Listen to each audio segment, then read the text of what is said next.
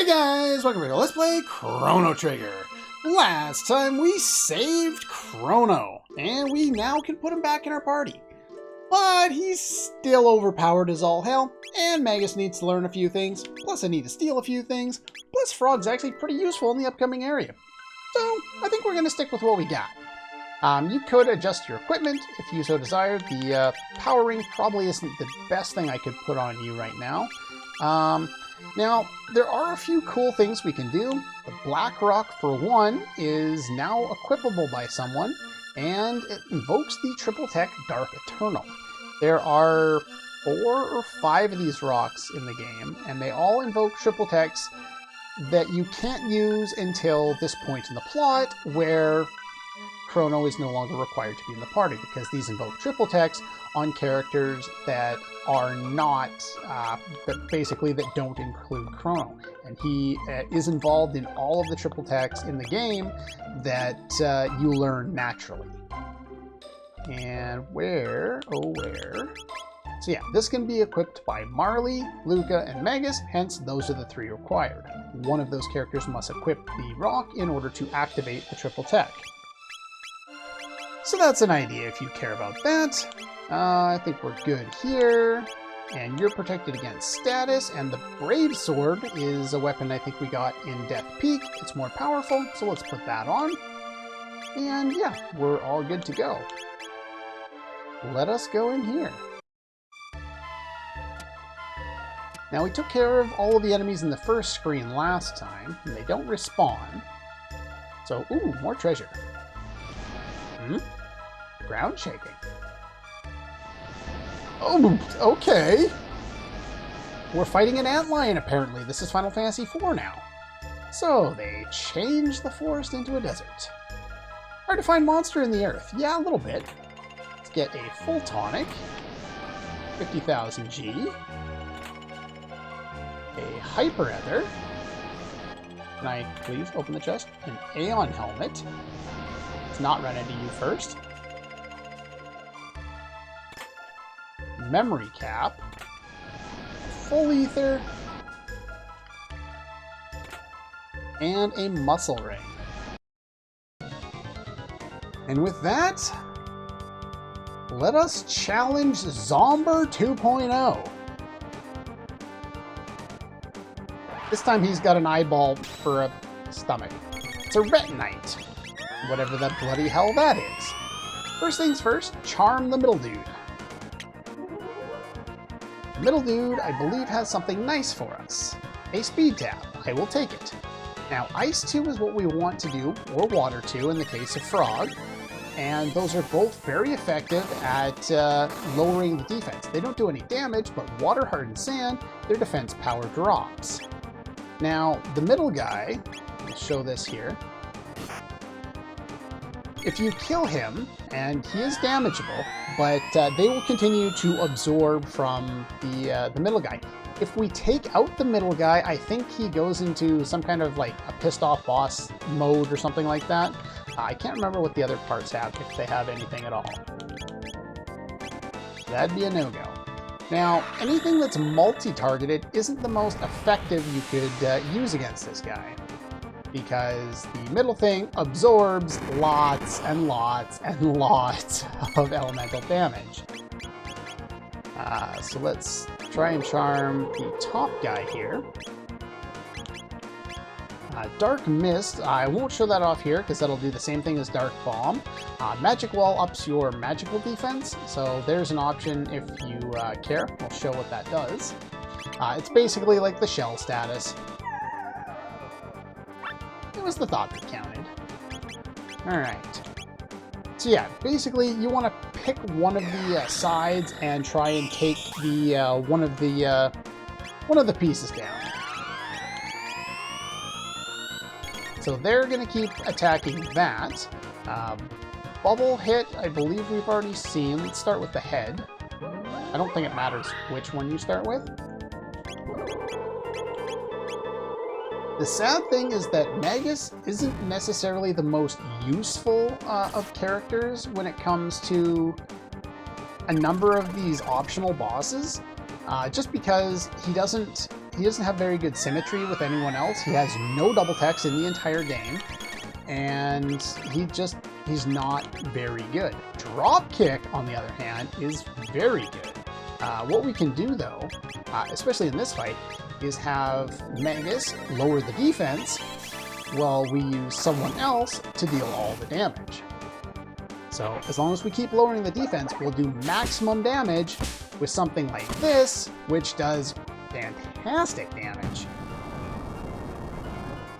I don't think it does any more than Leap Slash and Triple Kick would apart, but at least it's only one attack instead of two.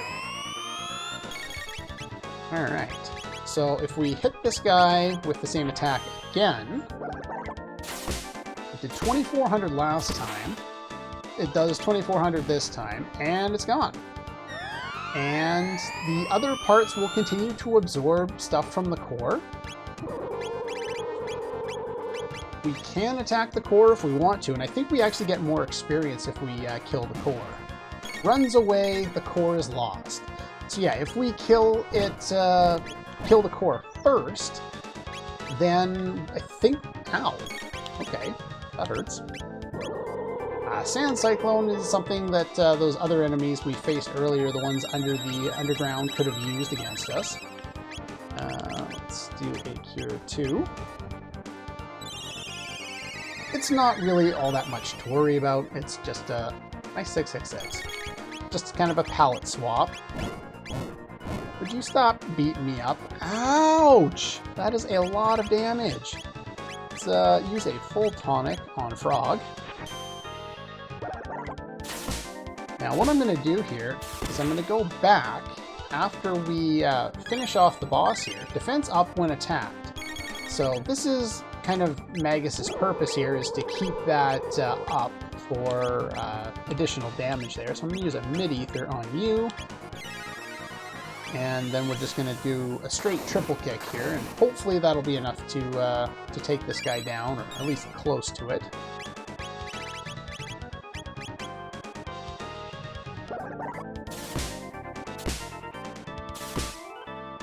Nowhere close. Didn't think so. Okay. So we're going to do an Ice 2, and then we're going to...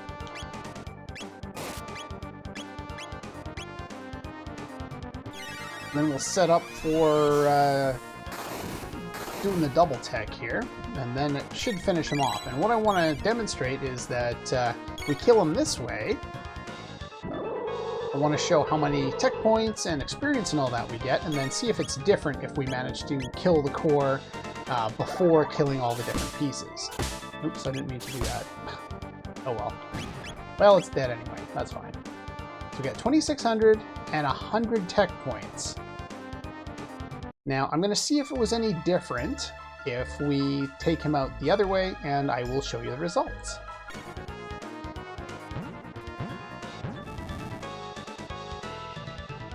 Okay, we're back, and the way it works, I actually did kill him. He didn't run away. He says he runs away regardless, but if you kill the core there before anything else, or before he actually runs away like you just saw there, then you get the full amount of experience and tech points from the fight. So I'll go back to the other file that I've got where I've already done that, and I will see you in a second. Interesting. I was about to go load my other thing up, but I actually managed to soft lock the game. I've never done that before. What happened this time around is I ran up to get the chest on the island in the middle, and for some reason it triggered battle with the guy on the bottom right here. But yeah, I'm soft locked in place. I can't move. Anyway, I'm loading up the other file now. Okay, while I was off doing, trying to get my other file back, I ended up fighting him again, and I learned something this time around that I probably knew at some point, and well, I wanted to make sure to share that. Once you kill the core, that's the only time he reacts by strengthening his defense when he's attacked. If you don't kill the core, he will not react that way.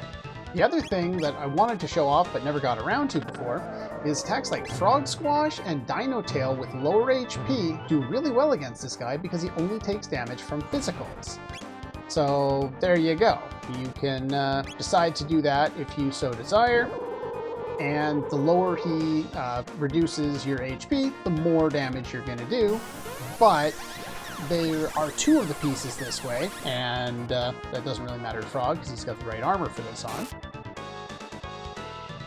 But yeah, if you really want to, you can use the attacks that we have here. In fact, what I'm going to do here is I'm going to do a little bit of ice. And yeah, they have basically the same amount of HP now. But you can use Frog Squash and or Dino Tail to do quite a bit of damage to this guy and finish him off that way as well.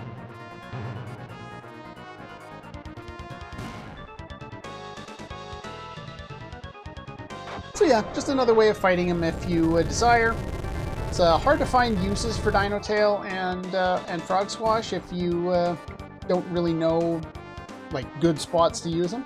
This is one spot it's all right to use it. I would only try and use one at a time though.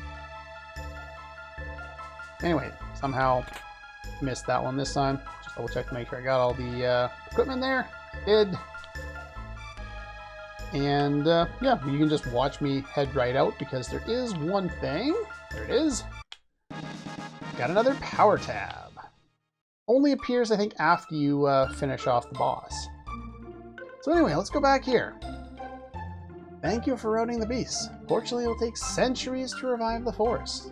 Wish I could live long enough to see my wish come true. That's unfortunate. However, if you use the intelligence that Robo doesn't really age, bring Robo with you, talk to you again, take centuries to revive the forest. You can come for me when the job is done. May I stay behind and help Fiona? Sure. Robo is now tilling the fields, and each time you enter and exit a building, you'll see him do something new. He is either digging or throwing seeds. He's even got a bandana on for some reason. No idea why. He is now a scarecrow, which is the most adorable thing I've ever seen. Especially with his eyes flashing like that. He would make a very effective scarecrow. But anyway, with that done, let's move back to the present. He is no longer part of our party because he's stuck there. And holy crap, he was successful! You remember when we came here earlier in the game, this forest was not here. And neither was Fiona's Shrine. This is Fiona's Shrine. Here we give thanks to Fiona and Robo for replanting the forest 400 years ago. Not to mention the temporal prime directive that was destroyed by leaving something from the future in the distant past. Yeah, don't worry about that. It's all good. The remains of lofty Robo are enshrined in the inner sanctum. Oh. Here's a hat made from a magical bow filled with mystical forest powers. And we get the most useful shop in the entire game. A sight cap, which protects against chaos. A memory cap, which we've already had access to, protects against lock. A time hat to protect against stop and slow. And the almighty vigil hat to protect all status. I can only afford 2, but they are easily worth it. If you want, you can sell pretty much whatever you want. Like you can see, I still have pretty much every piece of equipment we've ever managed to pick up. And what do I have duplicates of that I could get rid of and get a little bit of money? Got a bunch of extra ones of these. So we have 4 equipped. So yeah, we're going to keep 7 of those. And I did steal some weapons earlier in the game. Where are those weapons? So we got 3 pearl edges, so we'll sell a couple of those. We got a bunch of extra big hands, so we'll sell some of those. This was the primary reason for why we decided it was a good idea to sell things. Alloy blade, we got some extras of those. Okay, I just sold a couple other things to make sure I had enough here, and we can pick up 3 more for a total of 5. It gets rid of pretty much all of our money, but that doesn't matter because it's pretty much the best hat in the game. The Safe Helm still has a purpose, and the Vigil hat doesn't have the highest pure defense, but protection from all status effects is pretty much the best thing you can put on. The way this game gets difficult, or somewhat difficult, in these side quests, and even later on in, from what we've seen as we progress through the game, some of the enemies are starting to use status effects a little more often. Well, we can basically nuke any of the difficulty involved by picking up the Vigil hats early and giving them to pretty much everyone. And the advantage of that is the amulet, unfortunately, even though it has story significance, no longer has a purpose as an accessory, which does open up that additional slot so that we can put something else onto the character. In the case of this, what are we going to put on Frog? I don't really have anything good to put on Frog. We got a muscle ring, which gives us defense. Sure, why not?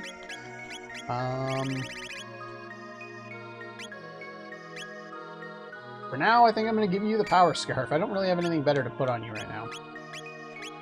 The Mermaid Cap. The Elemental Protection is nice. Status Protection is going to become a lot more important. Who else do we have? The Gloom Cape protects against status as well, so we don't need one for Magus. So we're going to give you one. So we have one for pretty much everyone except for Marley at this point, because I like to make sure, considering, her really low physical defense, I like to keep her with the Safe Helm as long as I can. But yeah, we have one left. And there he is.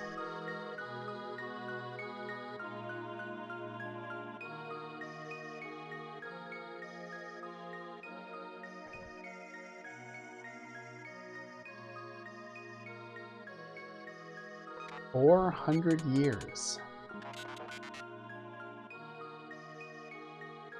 Systems reactivated. Where am I? Ah, nice to see you. For you, it was a quick hop, but for me, 400 long years have passed. The effort was worth it. The forest has grown back. Now let us celebrate our 400th year reunion."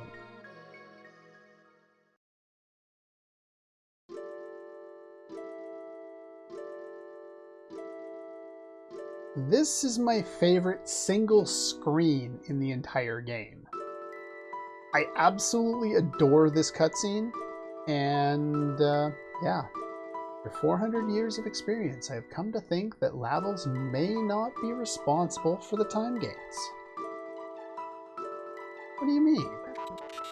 Come to think that someone or something wanted us to see all of this. The different events over time that we have witnessed, it's almost as if some entity wanted to relive its past. Aelin, no. When people die, elders say, see whole life pass by. It is true that mortals do relive their most profound memories before death claimeth them. Those memories most often are sad ones. Thinking things like, only I had done this, or I shouldn't have done that, triggers unpleasant old memories. Will that happen when our time comes? Probably. Who knows? Is there a point in time you'd want to return to, Lucca? No, not really. Probably something you shouldn't have asked. It's alright. Just something I don't like to think about too much. Avos playeth an integral role in the fortunes of this entity. So who is this entity? Now, the game, it is unknown whose memories these are. It may be something beyond our comprehension. Our journey may come to an end when we finally discover the identity of this entity. Shall we turn in for the night? So, who knows how long Lucca has spent working on poor Poor Robo there. Chrono's passed out on the ground. He's like, I'm done with this. I need a nap.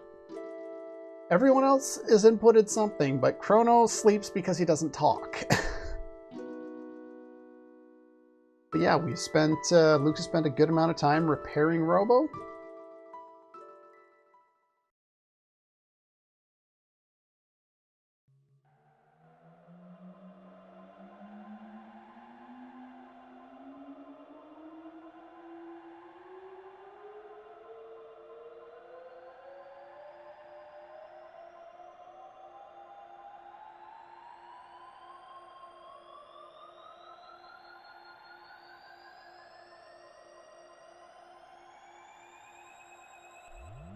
When I was a kid, this sound used to be so unnerving, and it still does a pretty good job of that to this day. But yeah, the entity that they were talking about is never revealed throughout the game. It's left open to your imagination. And I love the fact that Magus sleeps kind of leaning against a tree. He looks like a frickin' vampire with his cloak across like that. It just makes me think of a vampire every time. He's pulling a Vincent.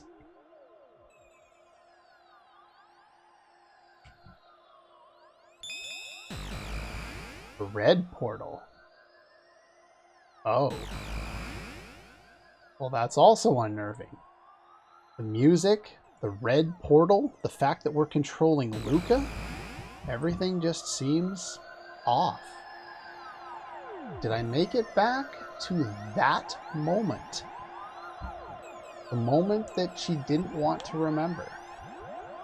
6/24/990 AD, 10 years before the start of the game. Dad promised to go hiking with me, but blew me off again due to his work. I hate science. I loathe it. What a difference 10 years makes. Now, you can go out here. I would recommend you not do that, because that will start a cutscene and put you in a terrible situation where you won't be able to do anything about it. The password is the name of my lovely wife. Use it in an emergency.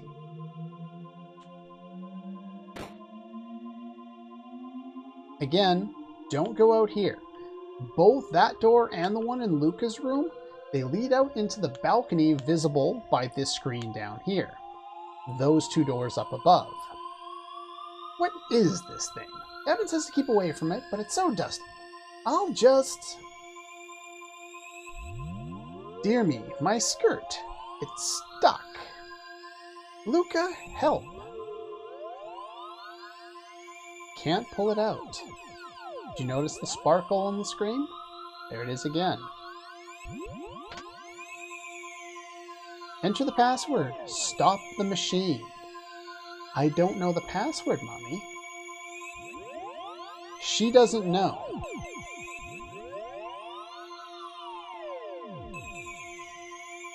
L-A...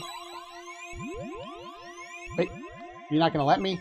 Okay, I took too long. But, yeah, that's what happens if you take too long.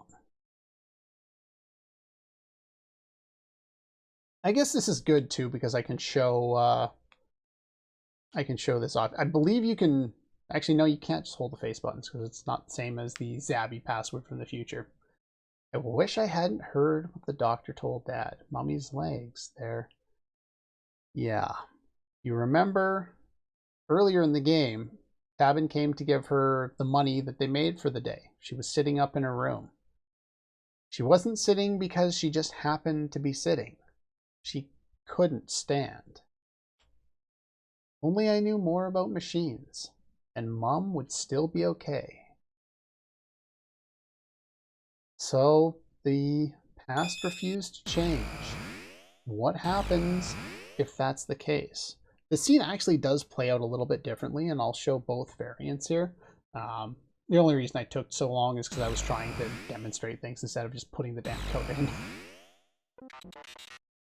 I'll give you my legs. They're lightweight and well balanced. You could mount some treads on me instead. Fantastic. I actually hadn't done this in a long time. I believe it was actually Chugga Conroy's Let's Play that showed off this particular variant of the scene, because typically when I go in there, I do the right thing and make a change that does indeed affect the past. But I forgot how funny this cutscene was otherwise. Don't be so sad. You're such a good friend. A robot? You called me your friend. Yeah? You've been one of the group the whole time. Piece of amber I created using the sap from a tree in my forest. Took 400 years and a lot of pressure to make. I hope you find it useful. Got one green dream. Robo, you're so sweet. Robo is awesome. He is one of the kindest, nicest characters in the game, and he has a great story. But what happens if you fix things? If you are able to fix things, you go down here, enter the password, L-A-R-A. Her name is Laura. That was indeed the password. As you can see, the strange thing about this password is in Japanese, L's and R's kind of roll together. There is no separate letters in their characters in their alphabet. There's just the R, and it just kind of it has a rolling L-R sound. And so separating those for her name, which I believe would have been Rara in the Japanese based on what it is here, would have been a lot more difficult for them to figure out which button combinations you would press on the controller. But anyway, just an interesting note.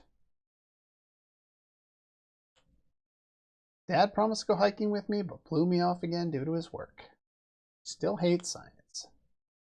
And then this, of course, being this day, feel I've learned something. I'll study machines now. There'll be no more accidents around here.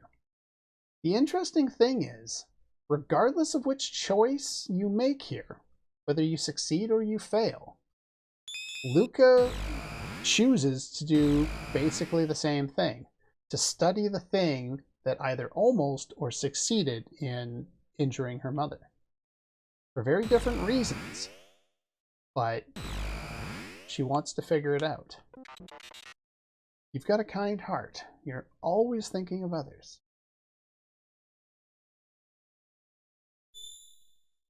It's a much shorter cutscene this way, but I like to do the right thing. And for doing this, we get one green dream. The green dream is a really cool accessory. One-time auto-reanimate. As a kid, I didn't know what this meant. I thought it might be like a mime or something like that, because I was, 10 or something like that, and I'm putting the words together. One time, auto, reanimate. Animate is to do an action, an animation. So it does the action again. This is basically auto life. One-time use, it doesn't break the accessory, so you can use it again in subsequent fights. It just only works once per battle. And so that's an option if you want to use it. It is actually involved in a tactic to, I believe it's underflow or overflow the boss, the final boss's HP, and nuke him in like 2 moves. It's used in the speedrun where they allow glitches. If I'm able to do it, I'll try and demonstrate it at the end of the game as like a bonus episode or something like that. But yeah. Anyway, we got a bunch more weapons. Yeah, I think we got the Vedic Blade on our way up Death Peak, and I'd say, hey, look at another sword. That's kind of a dick move. I don't know why you would put a weapon for the character you're trying to save on Death Peak, on the trek up to actually saving him, when we don't know the first time around whether we're going to be able to do it or not. Like, if you're like me, you get a lot of items and you don't check whether that you can use them right away. But Frog cannot use the Vedic Blade, so yeah. Oops. Am I calling it right? Yeah, Vedic Blade. I'm not sure what that stands for or is short for, but anyway, there's a new thing for you. I gave him the load vest and a weaker helmet and the bandana because I knew I was going to be losing him for a while, and so I wanted to make sure he didn't have things that I wanted to keep, like any mails or anything like that. Give him an Aeon suit for now. And yeah, I think I'll give him the gold stud there. Actually, I think I have a better idea. Instead of you having the rage band, I'm going to give you the silver stud, and I'm going to give Frog the rage band out of there. If I can find it. Oh, it was there. There we go. That way, her triple kick doesn't use quite so much MP. Anyway, we got Robo back. Let's give him the fruits of his labors. Another Vigil hat. Alright, that's pretty much all the time we have for today. We completed one of the side quests. It's on the longer side of side quests, but I really like that side quest. Not only does it get you really good gear with the Vigil hats, but I just really love that cutscene. I love thinking about who could possibly be this entity that wanted us to experience its memories. There's probably theories out there. The only one that kind of clues into me, or there's two. One, some form of a god.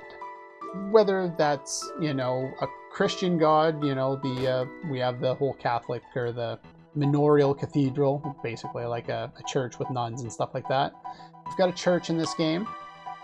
The other option, or, could be a deity like that, or just, some unknown, unseen entity that just lives in this world is kind of, an overseeing god, something like that. Or it's the spirit of the planet itself. And the reason for that will become more apparent over time. I'm not going to go into great detail right now, but that's the other option. Anyway. That's pretty much all the time we have for today. And I'll see you guys next time.